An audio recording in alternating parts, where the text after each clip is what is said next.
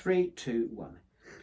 As a follow-up to our previous videos on not needing a drill to get a broken key out of a lock, and I did 2 out of 3, which I don't think is bad, I didn't want to spend all day having you sit there watching another video on how to remove broken keys from locks.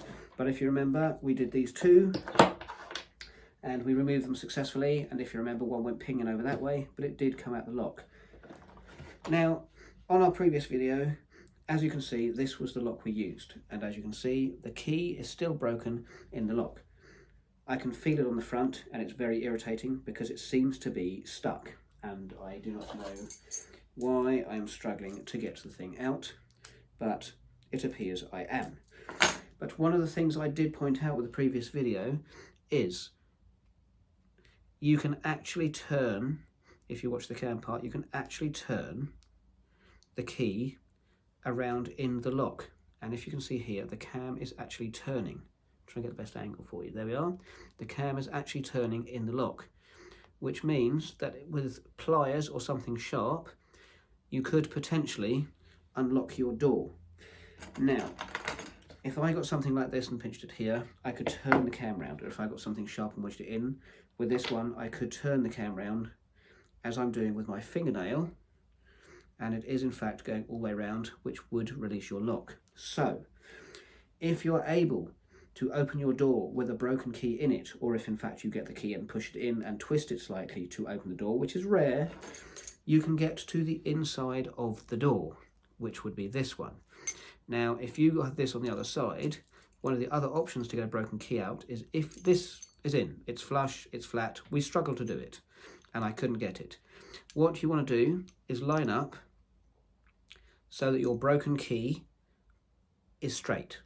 So it will be in the position where it would come out freely. Now, what you can do is, if you watch closely, on the inside of your house, if you have used this side to twist it round with a piece of metal wedge in there and unlock your door, you simply get your key, and watch closely, and you push it in. And as you can see, the broken key comes out. Now I'll show you that again. We take the keys out. You push your broken key in. I cannot get that out with fingernails. I have no idea why it took me so long earlier, but it was stuck. But I could turn the cam round.